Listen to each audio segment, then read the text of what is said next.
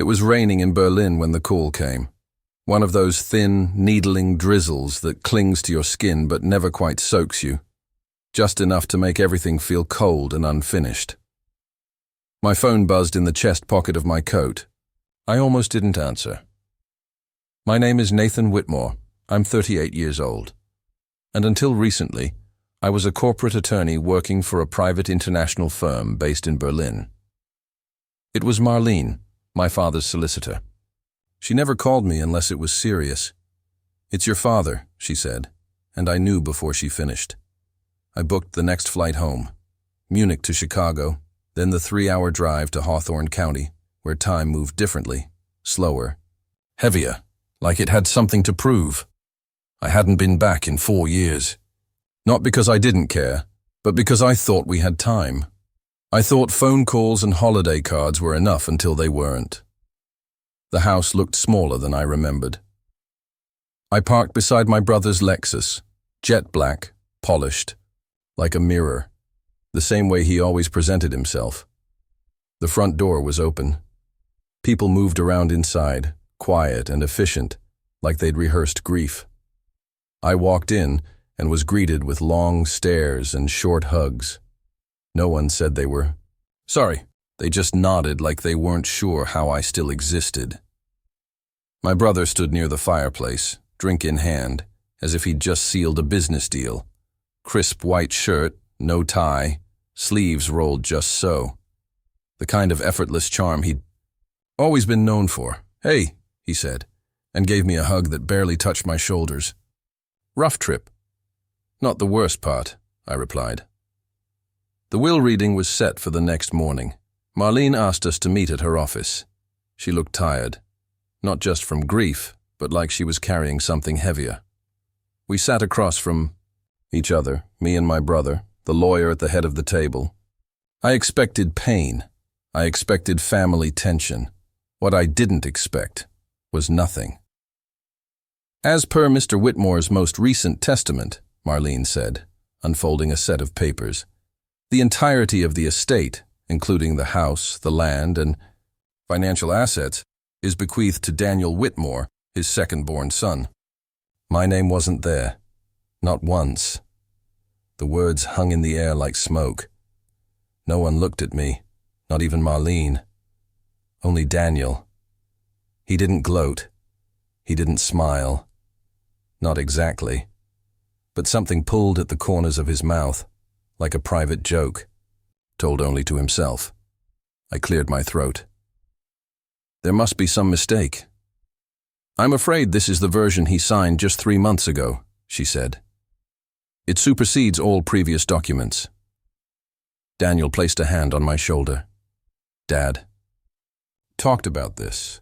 Said you were doing fine over there in Europe. Said I was the one here when it mattered. I don't remember leaving the office. I just remember the sound of my shoes on the polished floor, like echoes of someone else's life. Daniel was born 3 years after me, and from the moment he arrived, it felt like the spotlight shifted. I don't remember resenting it as a child, not at first. I just remember watching the way people leaned into his orbit. Teachers, neighbors, cousins, as if drawn to something they couldn't name. He had this easy smile, that natural tilt of the head when he listened, like he actually cared. And maybe he did, in his own way. But even then, I could tell it wasn't about warmth, it was about control. Charm was his first language. Our father, a practical man, used to say, "Daniel's a people person. That'll get him far. But you're the one I trust when things get hard." He never meant it as a slight. But words land differently when you're young. I was the quiet one, obsessed with maps and plans. I'd build cities out of Legos while Daniel borrowed pieces for his crash scenes. He always played the hero, the firefighter, the surgeon, the president. I was the architect no one saw. Our mother left when we were young, too young, to understand why the house went quiet in winter and stayed that way. After that, our father became everything. He cooked, he drove us to school, he worked double shifts at the mill. By high school, Daniel was the star quarterback and somehow also class president. I was the kid who got into Cornell on a scholarship. I remember the day I left, sitting on the porch with our father. He handed me an envelope. Inside was $800 in cash. His entire savings at the time. "Don't waste it," he said, and clapped a hand on my shoulder. He wasn't a man of many words, but I felt it. The pride. The hope. I sent money home every month, even during grad school. Wired it through. A tiny app, never thought twice. Daniel stayed, helped run the property, took over when Dad got sick. I always thanked him for that, even when I couldn't be there. Especially then.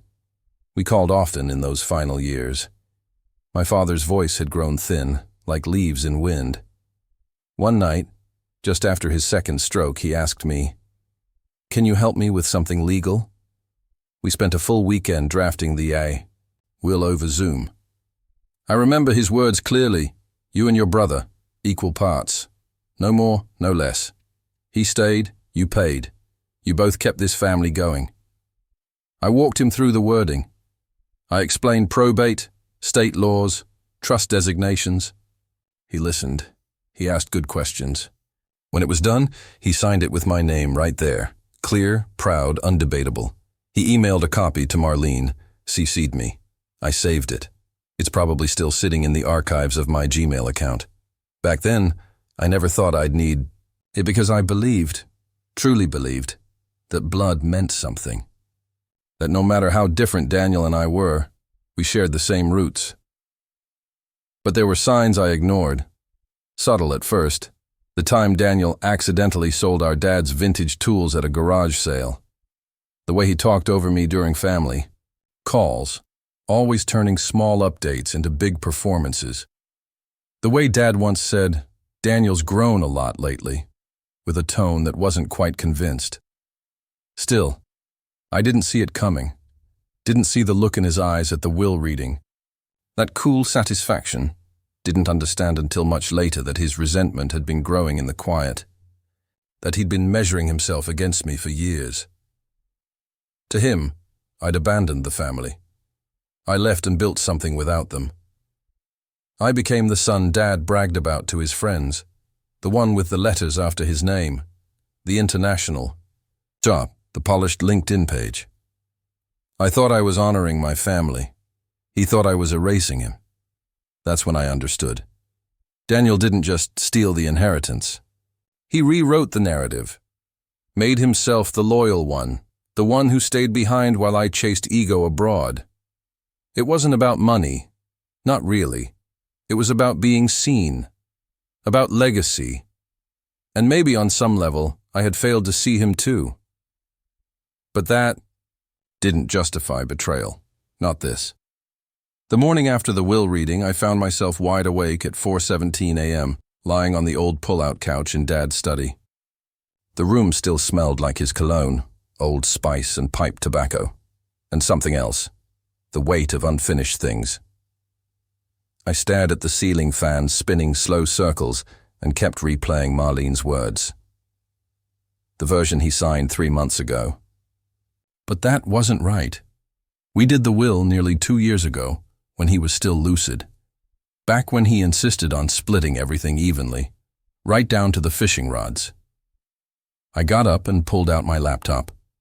The signal was spotty, but eventually, I found the email, subject line, final will draft, approved copy dated April 3rd.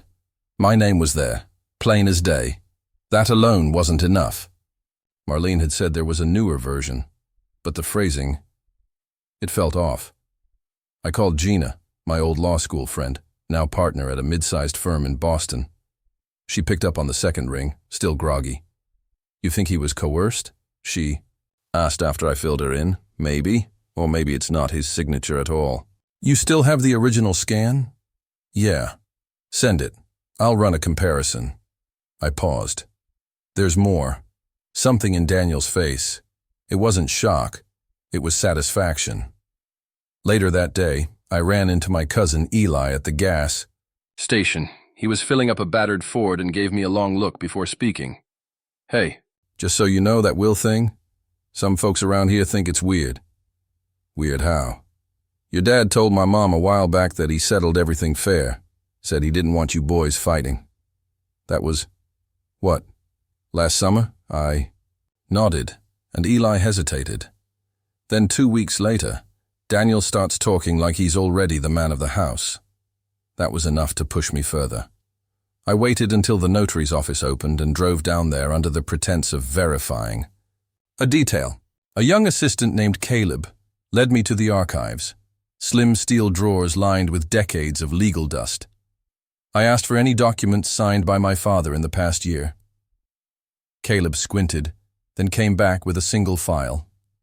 The supposed updated will, signed in July. Something was wrong. The signature looked hurried, almost like a copy of itself. My dad always took his time, strong, deliberate strokes. This one lacked weight. Even the notary's stamp seemed faint, like it had been pressed through cloth. I asked Caleb for the notary ledger. He hesitated. That's private. I smiled, slipped him a 20. Just need to see who was here that day. He relented. I flipped to the page for July 16th. Empty. The page jumped from July 15 to 17. No one came in that day. No record. No witness. Nothing. That's when I knew.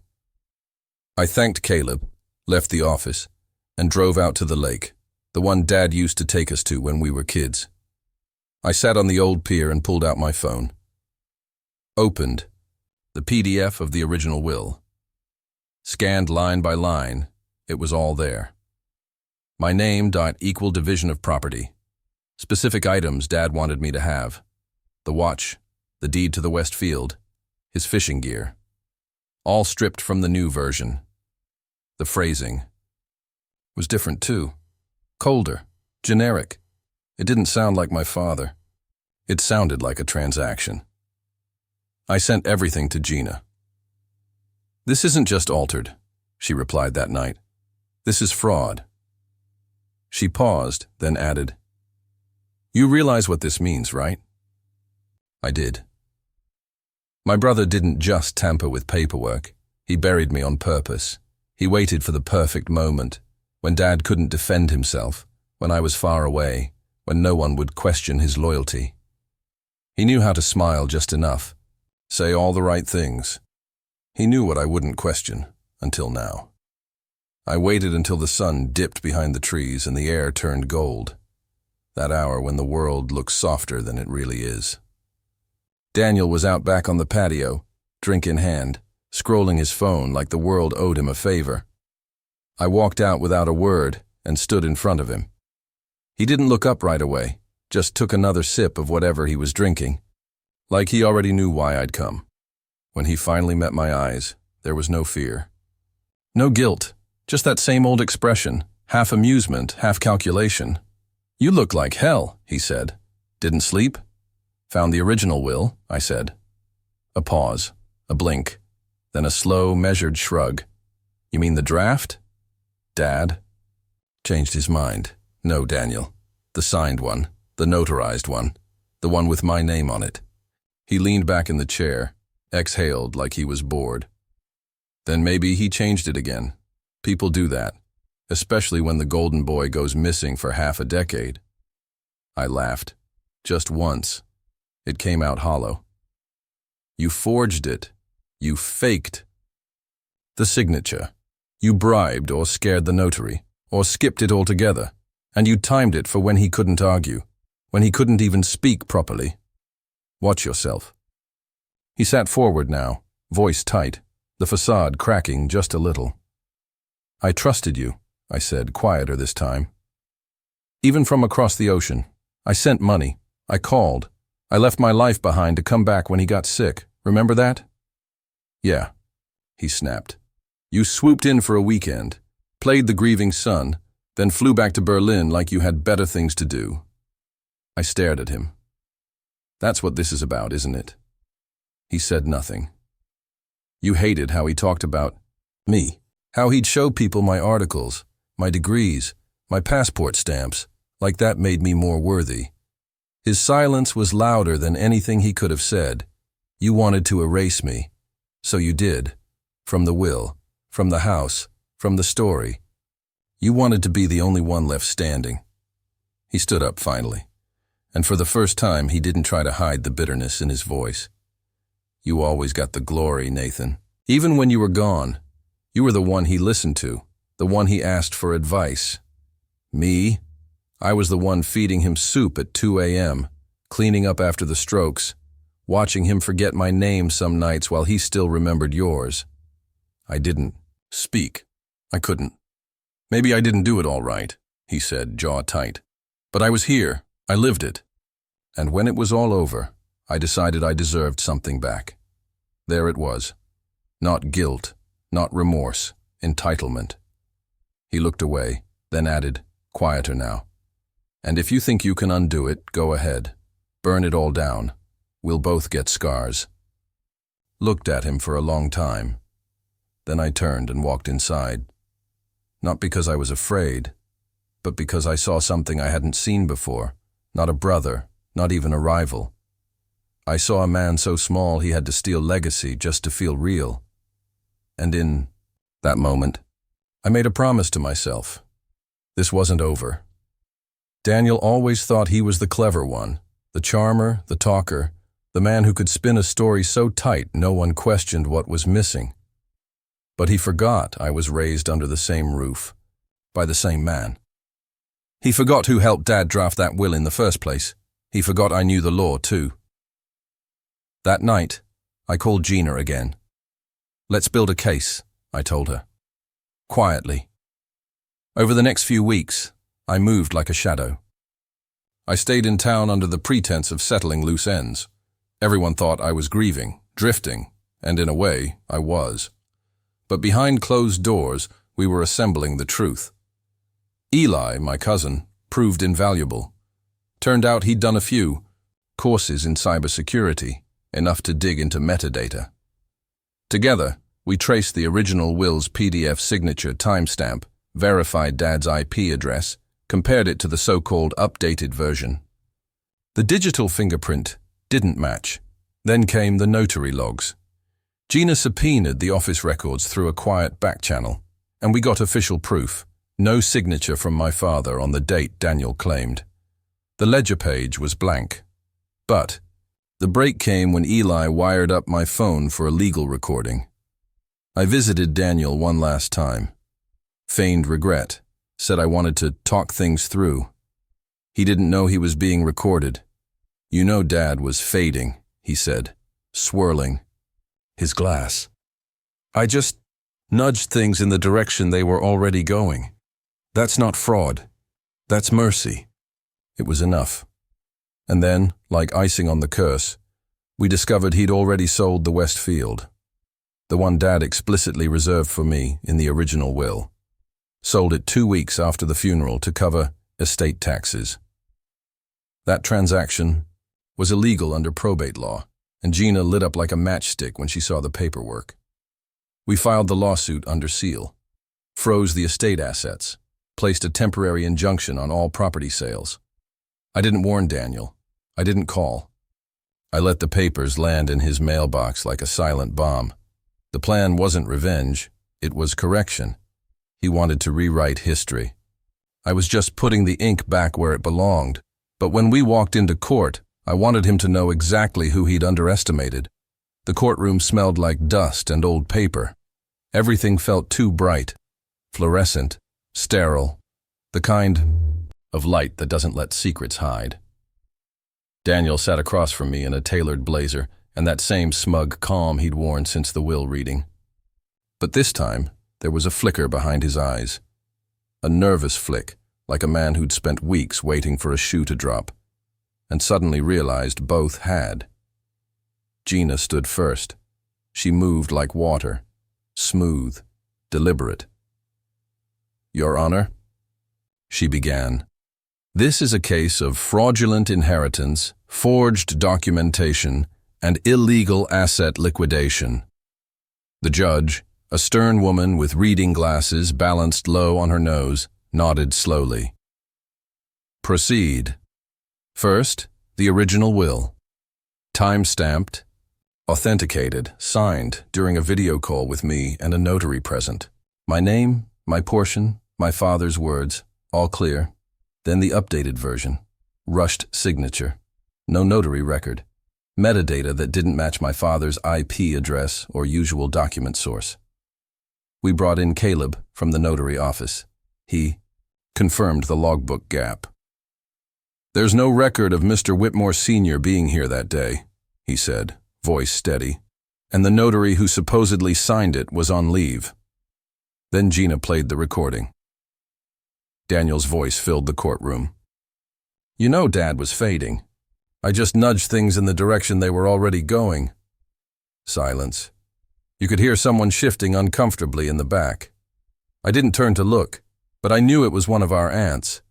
Then came the property sale, the West Field. Gina held up a copy of the title transfer. "Your Honor, this land was part of the original will, left to my client. Yet it was sold, illegally, while the estate was still in probate." Daniel's lawyer stammered something about emotional strain, perceived final wishes. But the damage was done. The judge leaned forward. "What I see is a deliberate attempt to override legal process for personal gain. This is not only unethical, it is criminal." She ruled in our favor. The estate was restored to its original terms. My share returned, the field sale voided. But more than that, Daniel was charged with will tampering and fraud. Misdemeanor on paper, but the social cost? That would linger. He didn't look at me as we left the courtroom, didn't say a word. Just stood frozen, jaw clenched, while the family he thought he'd won over sat stone-faced behind him. The golden child had been stripped to bronze, and everyone saw it. The house felt different after the verdict, quieter, not just in sound, but in presence, like something had been exorcised. Not just Daniel's lies, but the years of resentment buried beneath polite dinners and forced holiday photos. I walked through each room one last time, ran my fingers along the edges of door frames my father once sanded by hand, opened the drawer where he kept loose change and paper clips. The watch was still there, his old Hamilton, ticking faintly like a whisper I hadn't heard in years. I didn't take much. Just that, and a photograph from the mantel, him and me fishing before Daniel was old enough to join. I must have been 7. He looked proud, tired, real. I didn't stay for the auction or the town's murmurs. I didn't speak to Daniel again. Justice had been served, but it didn't feel like triumph. It felt like amputation. People think revenge is satisfying, a fire that warms you from the inside. But the truth? It just burns everything it touches. And when it's over, you're left staring at the ashes, wondering who you had to become to light the match. I went back to Berlin. I didn't rebuild what I lost. I started something new. With my share of the inheritance, I set up a scholarship in my father's name for working-class kids from small towns who dream of law school, who get overlooked, who send money back home, kids like me. The paperwork took months, but when it was done, I felt lighter, like I'd turned something stolen into something sacred. As for Daniel, last I heard, he moved 2 towns over, changed jobs, still wearing the same mask, but fewer people believe in it now. He reached out once, a short email, just said, "I guess you won." I didn't reply. Some bonds aren't meant to be repaired, some bloodlines cut deeper than they heal, and some families, they bury you while you're still alive. Then act surprised when you claw your way out. I didn't come back to haunt them. I came back to remember who I was before they tried to erase me.